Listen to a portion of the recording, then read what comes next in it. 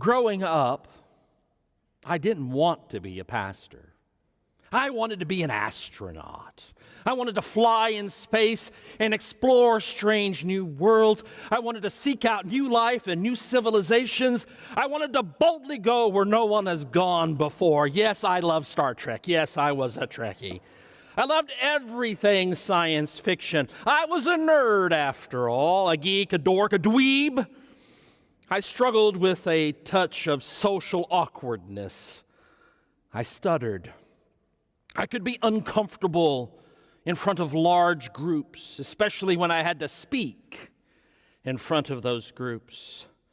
So the very idea that I would end up hearing and responding to a call to ministry is rather extraordinary. The very idea that I would be standing in pulpits for 30 plus years in ministry preaching is almost beyond my comprehension. And yet, I did. While loving science fiction and Star Trek and real science, I also loved history, particularly ancient history. And that led to a study of and fascination with religion, all religions. When I got into college at Southern Methodist University in Dallas, Texas, I took every course I could that was offered in the undergraduate school on religion and several that were offered at Perkins Seminary as well. I added religious studies as a third major to my history and Russian language majors and excelled beyond my own expectations in the field. During those first months and years of study, it never crossed my mind that my interest in history and religion, in the how and the why of the universe, would lead me to hearing God's calling. God's calling to ministry as first a theologian and a professor of Bible and theology, a scholar of philosophy and spirituality, and finally, as a practitioner of it, as a church pastor. God's calling sometimes, in fact, I would venture to say usually, God's calling comes around in surprising and unexpected ways. I know lots of pastors. I've taught lots of people studying to enter the ministry. I've taught lots of pastors, and every one of us has a calling story that contains elements of the unconventional, the unusual, and the unique. No two calling stories are the same. For my own, I was in the midst of a Bible study with some friends when I came across a passage, Ephesians 3, verses 8 and 9, which in the Revised Standard Version reads, "To me, though I am the very least of all the saints, this grace was given to preach to the Gentiles the unsearchable riches of Christ, and to make all men see what is the plan of the mystery hidden for the ages in God who created all things." When I realized that this verse wasn't letting me go, I kept coming back to it. I kept hearing it repeatedly in my head. I kept pondering the words, a word at a time. When I realized that this wasn't letting me go, I got scared. I kept trying to flee from it. I kept trying to run away. Those of you who are older will remember that back in the day, when you'd place a long-distance telephone call with the help of an operator, you could make a collect call person to person. Remember that? And the operator would get on the line and say, "I have a collect call from Greg Neal. Will you accept the charges?" Well, I didn't want to accept these charges. I can remember having much the same reaction as Peter did to Jesus in our story today. They'd fished all night long and had caught absolutely nothing. And now they were doing the laborious chore of cleaning their nets. That after cleanup work is always the hardest part of going fishing. Getting the worm guts off of the hooks was never fun. Having to get the lines all taken care of, the rods put away. I didn't like doing any of that. Dad made me. Well, here they're cleaning nets. Ooh, goopy, awful nets. And Jesus comes along, followed by a great big crowd of people pressing in on him in order to be heard. And Jesus goes into the boats, one of the boats there on the side of the lake, and he then preaches to the people.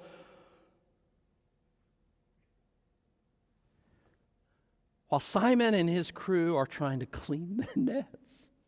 They probably just want to go home. And this yakkadoodle comes and gets in the boat and starts preaching to people.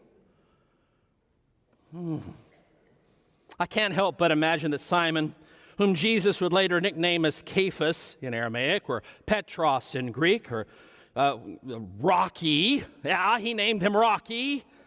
I can't help but imagine that Peter was probably really annoyed at this itinerant preacher who comes up while they're cleaning to preach from their boats. Now they got to wait for this mess to get done.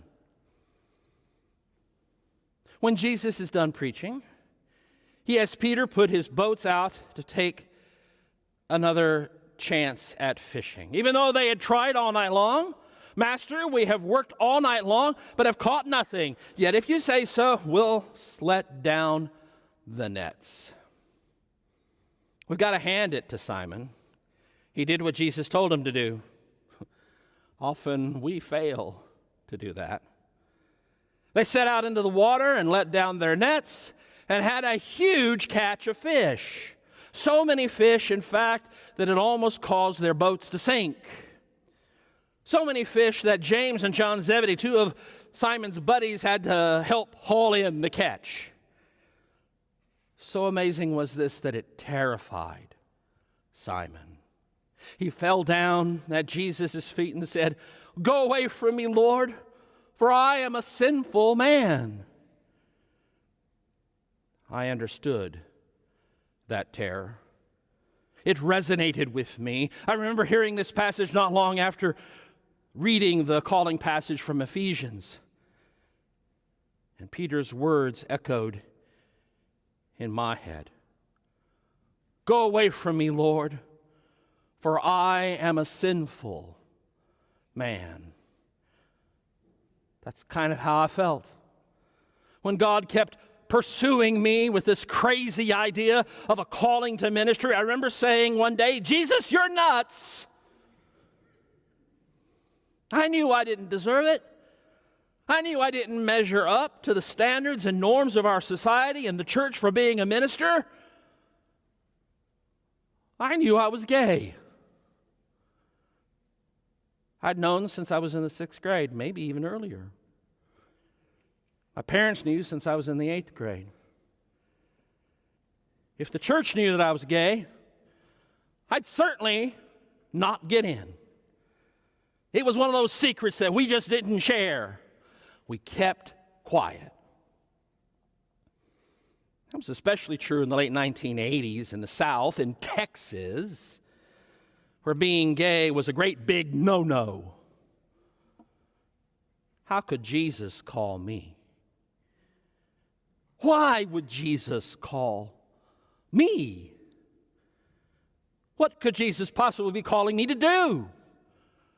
Certainly not I, Jesus. Jesus, you're nuts. There are lots of people to choose other than me. Go select one of them and leave me alone. But I couldn't get away from it.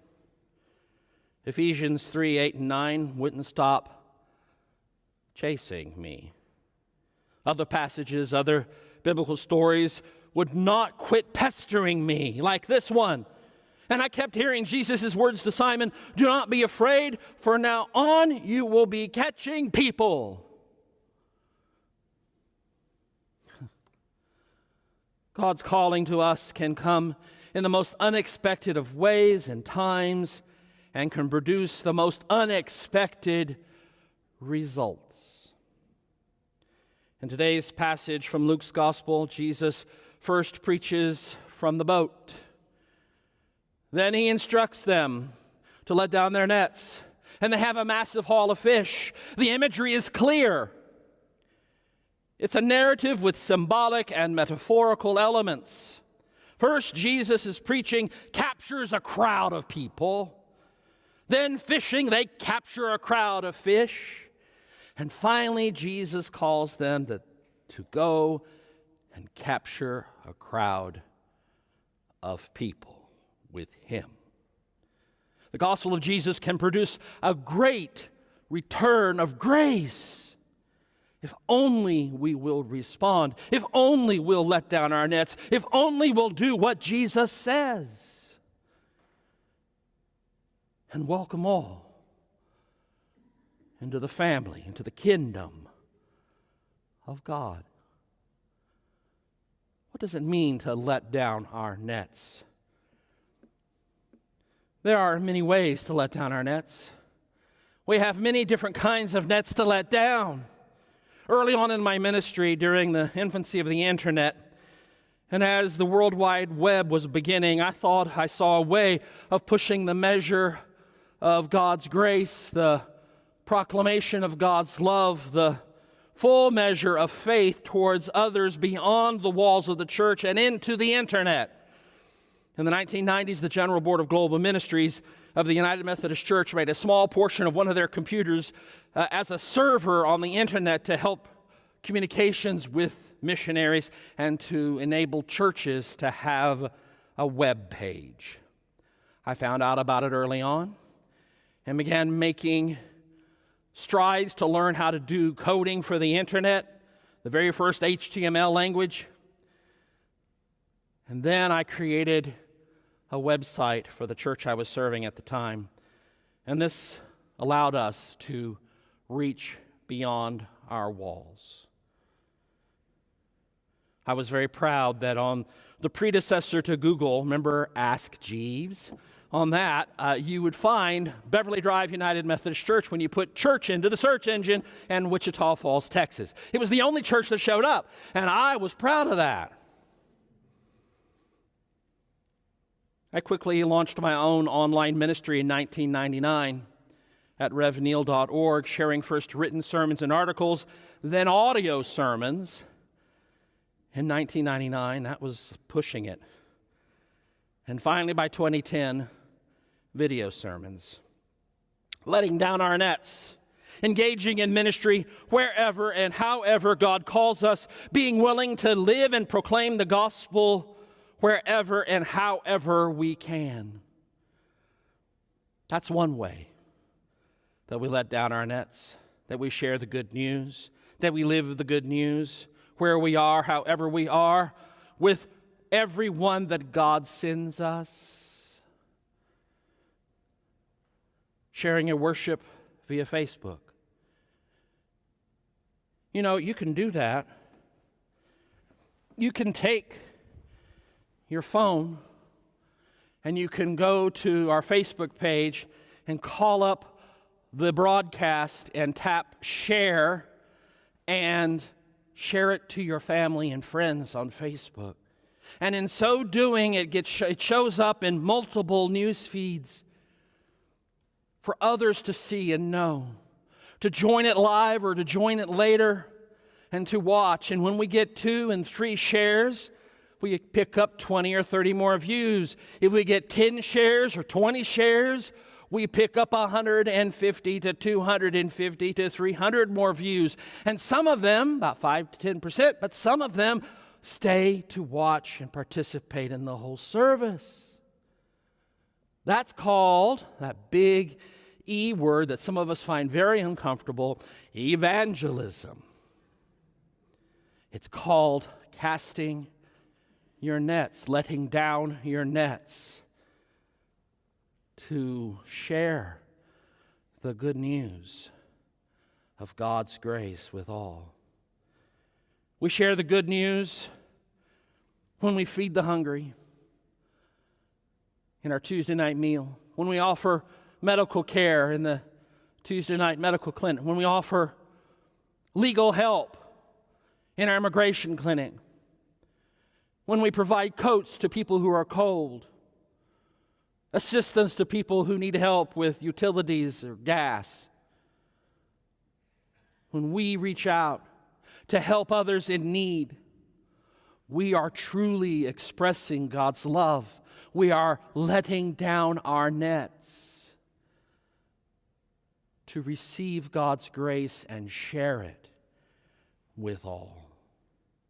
There are so many ways to accept the charges, to accept the charge of God's call on your life. If only you'll say yes. I wish I could say that I don't occasionally hear the echo of Peter's cry in my head, in my soul, "Go away from me, Lord, I am a sinful man," but I do. Sometimes it's because people are yelling it at me to go away, to leave the ministry, to stop being a Christian because I'm gay and I'm too much of a sinner. At least that's their definition. Who knows? Maybe they're right. But if 35 years of ministry have taught me anything, it's that God's grace is far more powerful, far more meaningful, far more amazing than any quote-unquote sin that some might propose as being debilitating. I am imperfect, though I am long since convinced that being gay isn't one of those imperfections. I am imperfect. And yet, I still hear Jesus' response to Peter, loud and stronger and more resolute than ever. Do not be afraid. From now on, you will be catching people. Let down your nets. Cast them out far and wide. Cast towards the bank. Be open to the grace God has for us as a church, as the body of Christ right here and right now, in the many ways that God has for us to cast our nets, to cast our line, and to seek God's grace and to share it with people and accept the charges of God's call in your life. That's God's calling to us. Will we answer? In the name of the Father, and of the Son, and of the Holy Spirit. May God's people say, in your presence.